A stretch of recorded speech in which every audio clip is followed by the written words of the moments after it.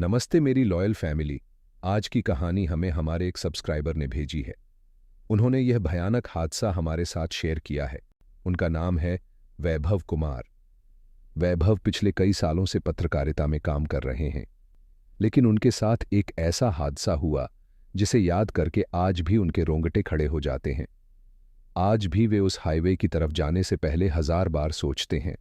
जी हाँ, हाईवे के बारे में वैभव ने हमें बताया है कि आए दिन उस पर काफ़ी सारे एक्सीडेंट्स होते रहते हैं, जो कि बिल्कुल भी नॉर्मल नहीं है। इसलिए रात के वक्त उस हाईवे से कोई आता जाता नहीं। अगर कोई हिम्मत करके उस हाईवे पर चला भी जाता है तो दूसरे दिन वह सफ़ेद कफन में लिपटा हुआ ही वापस आता है। तो साथियों, आज की स्टोरी को शुरू करें उससे पहले मैं आपसे यही कहूँगा कि अगर अब तक भी आप हमारी लॉयल फैमिली के मेंबर नहीं बने हैं तो चैनल को सब्सक्राइब करके इस रिश्ते की गांठ को और मजबूत कर लीजिए, ताकि शाम की शाम आपको बेहतरीन से बेहतरीन कहानी सुनाने को मिल सके। और जितने भी लोग कहानी सुन रहे हैं वह जल्दी से अपना एक प्यारा सा कमेंट ज़रूर कर दे। तो मैं चाहता हूं कि आप इस पूरी स्टोरी को पत्रकार वैभव कुमार के पर्सपेक्टिव से ही सुने। नमस्कार साथियों, मेरा नाम वैभव कुमार है और मैं पेशे से पत्रकार हूं। आज मैं जो कहानी आप लोगों के साथ शेयर करने जा रहा हूं वह एक सत्य घटना है जिसका गवाह मैं खुद हूं। यह कहानी है एक अपर ग्रेड पुलिस ऑफिसर की, जिनकी नई नई पोस्टिंग हुई थी छत्तीसगढ़ के एक नक्सल प्रभावित इलाके में, जहां वो एसपी नियुक्त किए गए थे। उनकी एज ऑलमोस्ट 40 साल के आसपास थी। उनका पुलिस डिपार्टमेंट में काम करने का 10-15 साल का अच्छा खासा अनुभव था, इसलिए वे अपने काम को लेकर बहुत ज्यादा सीरियस थे। छत्तीसगढ़ अपने आप में एक बहुत ज्यादा विकसित प्रदेश नहीं है, ऊपर से वहां नक्सलवाद की समस्या भी बहुत गहरी है। ऐसे में एक ऐसा पुलिस ऑफिसर जो अपनी ड्यूटी को खुद से ज्यादा इंपॉर्टेंस दे, उनका मिलना पूरे प्रदेश के लिए बहुत अच्छी बात थी। एसपी विवेक प्रकाश शर्मा अपने काम को लेकर बहुत ज्यादा डेडिकेटेड थे। उन्होंने पदभार संभालते ही उस इलाके की काया पलट कर रख दी थी। उनके अंडर में उस इलाके में सभी तरह के गैर कानूनी काम बिल्कुल बंद से हो गए थे, क्योंकि उन्होंने जगह जगह पर पुलिस की पेट्रोलिंग इतनी स्ट्रांग कर ली थी कि अपराधी अपराध करने से पहले 10 बार सोचते थे। साथ ही विवेक प्रकाश शर्मा किसी के दबाव में काम करने वाले ऑफिसर नहीं थे। ऐसे में उनके अपने ही डिपार्टमेंट में उनके दुश्मनों की भी कोई कमी नहीं थी। लेकिन एसपी विवेक प्रकाश शर्मा जितने ईमानदार थे उतने ही स्मार्ट भी। बहुत से लोगों ने उन्हें किसी न किसी तरह से भ्रष्टाचार के आरोपों में फंसाने की कोशिश भी की, लेकिन एसपी विवेक प्रकाश शर्मा उन सारी चीजों से हमेशा की तरह बच निकले। अब उनके राज्य में उस इलाके में क्राइम न के बराबर होकर रह गया था। उस इलाके के सारे हिस्ट्री शीटर उनके नाम से ही थर थर कांपने लगते थे। ऐसे में उस एरिया की पब्लिक उनके काम से बहुत ज्यादा खुश थी। उनके सीनियर ऑफिसर्स भी उनके काम से खुश थे, खासकर एसएसपी मिस्टर खुराना। उनका उन्हें पूरा सपोर्ट था। ऐसे में एसपी विवेक प्रकाश शर्मा के लिए काम करना थोड़ा आसान हो गया था, क्योंकि पुलिस डिपार्टमेंट में सीनियर्स का सपोर्ट मिलना किसी भी रेंज के ऑफिसर के लिए किसी वरदान से कम नहीं होता। वक्त अपनी गति से गुजर रहा था। ऐसे में उस एरिया में काम करते हुए एसपी साहब को 2 से 3 महीने गुजर गए थे। सब कुछ अच्छे से चल रहा था। ऐसे में एक दिन एसपी विवेक प्रकाश की नज़र वहां के लोकल न्यूज़पेपर की एक हेडलाइन पर पड़ी, जिसे देखकर वो एकदम से शॉक होकर रह गए। दरअसल वह हेडलाइन थी द हाईवे ऑफ डेथ, जहां नजर आता है एक खौफनाक साया। उस हेडलाइन पर नजर पड़ते ही एसपी विवेक उस खबर को पढ़े बिना रह ना सके और उन्होंने उस अखबार को उठाया और उस पूरी न्यूज़ को एक ही बार में पूरा पढ़ डाला, जिसे पढ़ने के बाद वह हैरान हुए बिना बिल्कुल भी रह ना सके। दरअसल वह न्यूज़ उन्हीं के अंडर में आने वाले एक ग्रामीण एरिया की थी, जहां से राज्य का अपना highway means state highway number 4 गुजरता था। अब उस न्यूज़ के अनुसार उस हाईवे पर आए दिन एक्सीडेंट होते थे, और वह भी मोस्टली रात को। अब ऐसे में वहां पर पुलिस ने अपने बैरिकेड लगाकर शाम 6 बजे के बाद उस हाईवे से लोगों का गुजरना बंद कर दिया था, और स्थानीय लोग तो वैसे भी डर के मारे उस रास्ते से गुजरते नहीं थे। लेकिन फिर भी पुलिस ने उस रास्ते को रात के लिए पूरी तरह बंद कर दिया था, ताकि कोई भूल कर भी रात को उस रोड से न गुजरे।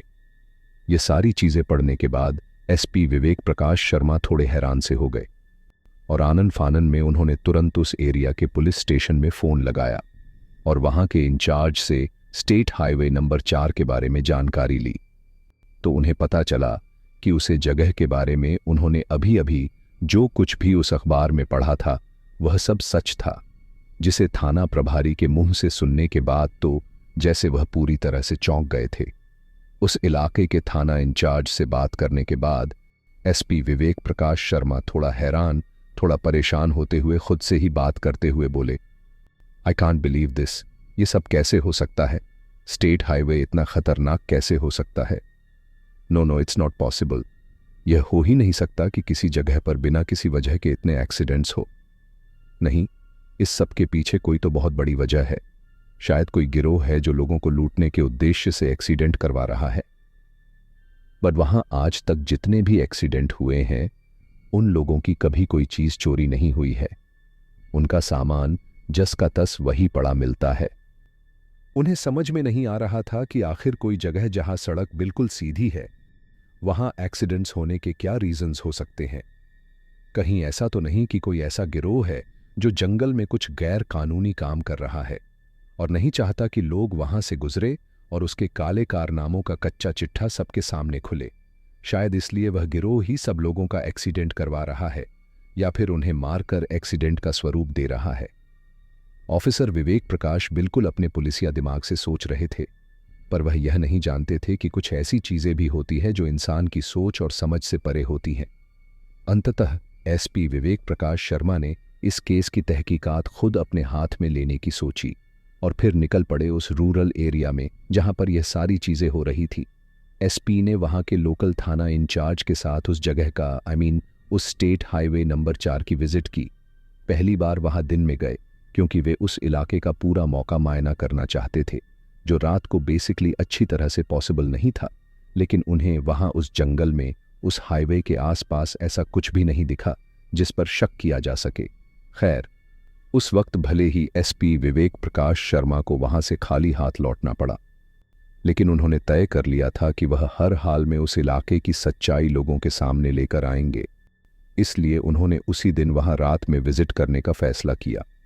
उनके मुंह से रात में वहां जाने की बात सुनकर उस एरिया के लोकल इंस्पेक्टर और कांस्टेबल वगैरह डर के मारे बुरी तरह से सहम गए थे, क्योंकि असल में तो वे लोग उस एरिया की सच्चाई को अच्छी तरह से जानते थे। ऐसे में जानते पूछते हुए लोग किसी प्रॉब्लम में फंसना नहीं चाहते थे, पर कर भी क्या सकते थे? अपने सीनियर के साथ आर्ग्यूमेंट भी तो नहीं कर सकते। लेकिन मौत का डर तो डर ही होता है, और वह डर और भी ज्यादा गहरा तब हो जाता है जब आपको पता हो कि आगे जाकर आपके सामने कितनी खौफनाक चीज आने वाली है। खैर, जो कुछ भी हो, पर वे लोग ना तो अपने सीनियर को इस काम के लिए मना कर सकते थे और न ही उनके साथ इस मौत के सफर पर जाना चाहते। एटलीस्ट अब वो पल आ ही गया था जिसका एसपी विवेक प्रकाश शर्मा सुबह से इंतजार कर रहे थे। दिन ढल चुका था, शाम के 6 बजकर जा चुके थे। क्योंकि वह घने पेड़ पौधों वाला फॉरेस्ट एरिया था, इसीलिए वहां गर्मी के मौसम में भी 6 बजे तक हल्का फुल्का अंधेरा सा छाने लगा था। लेकिन फिर भी एसपी साहब चाहते थे कि रात थोड़ी और गहरा जाए, ताकि जिस चीज को ढूंढने वहां जा रहे थे वह उन्हें आसानी से मिल जाए। वक्त थोड़ा और गुजरा। उन सभी ने रात का खाना खाया और रात के लगभग 9 बजे के आसपास एसपी साहब ने तय किया कि यही सही वक्त है उस जंगल में जाने का। उन सभी की धड़कनें एकाएक एक हद से ज्यादा बढ़ गई। उनके शरीर पसीने से तरबतर होने लगे। यहां तक कि थाना इंचार्ज की भी हालत डर के मारे खराब हो गई थी। वे बस मन ही मन अपने अपने आराध्य से यही प्रार्थना कर रहे थे कि बस उनकी जान बच जाए। और हुआ भी कुछ ऐसा ही। एसपी साहब ने एकाएक यह घोषणा कर दी कि द हाईवे ऑफ डेथ का सफर वह अकेले ही तय करेंगे। उनके मुंह से यह बात सुनकर वहां मौजूद पुलिस टीम को धीरज बंधने की बजाय अब और ज्यादा टेंशन होने लगी। अभी तक मन ही मन भगवान का नाम लेते हुए अपनी जान बचाने की प्रार्थना कर रहे थे, वही अब उन्हें अपने ऑफिसर विवेक प्रकाश शर्मा की चिंता हो रही थी। जब से उन्होंने कहा था कि वह अकेले ही उस हाईवे का इस्तेमाल करते हुए जंगल की तरफ जाएंगे, ऐसे में अब यह जरूरी हो गया था कि एसपी साहब को वहां जाने, इनफैक्ट कम से कम अकेले जाने से तो रोका ही जाए। यह सब सोचकर 1-2 कांस्टेबल, एएसआई और सब इंस्पेक्टर वगैरह अपने सीनियर ऑफिसर इंस्पेक्टर सूर्यकांत के पास गए और उन्हें एसपी साहब को अकेले ना जाने के लिए रिक्वेस्ट की। अब एक एसपी को अपने किसी फैसले से रोकना, और वह भी किसी इंस्पेक्टर के लिए, अपने आप में ही हिमालय पर्वत चढ़ने जितना मुश्किल था। लेकिन फिलहाल और कोई रास्ता ही नहीं बचा था। एसपी साहब ने उस जंगल में जाने की पूरी तैयारी कर ली थी। इस काम के लिए उन्होंने पुलिस की पेट्रोलिंग बाइक का चुनाव किया था और यह तय किया था कि वह उस बाइक पर अकेले ही उसे हाईवे पर जाएंगे। वे सादे कपड़ों में, अपनी रिवॉल्वर अपनी पीठ के पीछे सेट कर, हेलमेट वगैरह पहनकर पूरी तरह से तैयार होकर बस निकलने ही वाले थे कि तभी पीछे से उनकी टीम ने आकर उन्हें रोक दिया। एसपी साहब की तरफ याचना भरी नजरों से देखते हुए इंस्पेक्टर सूर्यकांत बड़े ही गंभीर स्वर में बोले, मत जाए सर, प्लीज मत जाए। उस वक्त उनकी आवाज में जितनी गंभीरता थी उतना ही खौफ भी था, जिसे उनकी आंखों में साफ पढ़ा जा सकता था। उन्हें और वहां मौजूद बाकी पुलिसकर्मियों को इस तरह से विचलित होते देख एसपी साहब उनकी ओर देखते हुए बोले, इंस्पेक्टर सूर्यकांत, तुम अच्छी तरह से जानते हो मैं वहां क्यों जा रहा हूं, फिर भी तुम यह कह रहे हो कि मैं वहां ना जाऊं। उनका सवाल सुनते ही अपनी हाजिर जवाबी का परिचय देते हुए इंस्पेक्टर ने कहा, मैं ही नहीं सर, हम सब। अपनी बात पर जोर देते हुए इंस्पेक्टर सूर्यकांत बोले, हम सब में से कोई भी यह नहीं चाहता कि आप वहां जाए, और स्पेशली इस वक्त, और वह भी अकेले तो कतई नहीं। उन सभी की तरफ संदेह भरी नजरों से देखते हुए उन्होंने इंस्पेक्टर सूर्यकांत से पूछा, बट वाई? अब इंस्पेक्टर सूर्यकांत को समझ नहीं आ रहा था कि वे एसपी साहब को पूरी बात कैसे बताएं। लेकिन जब एसपी साहब ने वहां जाने की ठान ही ली, तब मजबूरन इंस्पेक्टर को उन्हें उस जगह की सच्चाई से मुखातिब करवाना ही पड़ा। प्लीज मत जाइए सर, आप जो सोच रहे हैं वह बिल्कुल भी ठीक नहीं है। ऐसा नहीं है कि आपसे पहले हम लोगों ने उस जगह की तहकीकात नहीं की। आपसे पहले जो इस इलाके के एसपी थे, खुद उन्होंने भी आप ही की तरह इस केस को इसी क्राइम वाले एंगल से देखा था और अपने तरीके से इन्वेस्टिगेट भी किया था, पर उनके हाथ भी कुछ नहीं लगा सर। इनफैक्ट उनका एक बहुत बड़ा एक्सीडेंट हो गया था। Then he was dead also in that case. SP साहब को समझाते हुए सूर्यकांत बोले, so please, it's my humble request, आप वहां नहीं जाए प्लीज सर। लेकिन उनकी पूरी बात सुनने के बाद तो एसपी विवेक प्रकाश शर्मा ने पूरी तरह से वहां जाने की जिद पकड़ ली और इंस्पेक्टर सूर्यकांत की ओर देखते हुए थोड़े गुस्से से बोले, व्हाट? ये तुम क्या कह रहे हो? मुझसे पहले यहां पर जो ऑफिसर मेरी पोस्ट पर थे, उनकी भी इसी सड़क पर डेथ हुई है। I can believe this. इतना सब हो जाने के बाद भी पुलिस हाथ पर हाथ धरे बैठी है और तुम मुझे भी रोक रहे हो। तुम जानते हो ये किसी क्रिमिनल का काम है। डेफिनेटली उसने ही मुझसे पहले उस ऑफिसर पर हमला किया होगा। फॉर गॉड्स सेक, अब मुझे मेरा काम करने दो। मैं जा रहा हूं, जल्दी लौट कर आऊंगा, लेकिन अगर अगले आधे घंटे तक लौट कर नहीं आया तो तुम बैकअप भेज देना। ये कहते हुए एसपी साहब ने बाइक स्टार्ट की और वहां से उस रोड पर जंगल की तरफ आगे बढ़े। अभी बाइक चलाते चलाते कुछ 15 मिनट हुए होंगे कि अचानक एसपी साहब को रोड पर किसी की मौजूदगी का एहसास हुआ।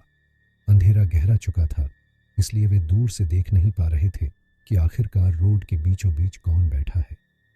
पहले उन्हें लगा कि शायद कोई जंगली जानवर होगा, लेकिन कोई जानवर गाड़ी की लाइट पड़ने के बाद भी रोड से ना भागे, ये अपने आप में आश्चर्यचकित करने वाली बात थी।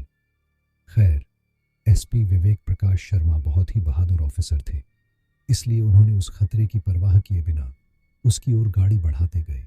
लेकिन आश्चर्य, जैसे ही वह उस चीज के करीब पहुंचे, अचानक ही वह चीज एकाएक उनकी नजरों से ओझल हो गई।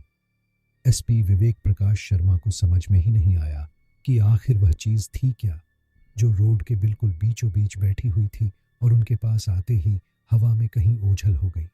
वे उस जगह पर रुके, बाइक से उतरे, इधर उधर देखा और अपनी गन निकाली।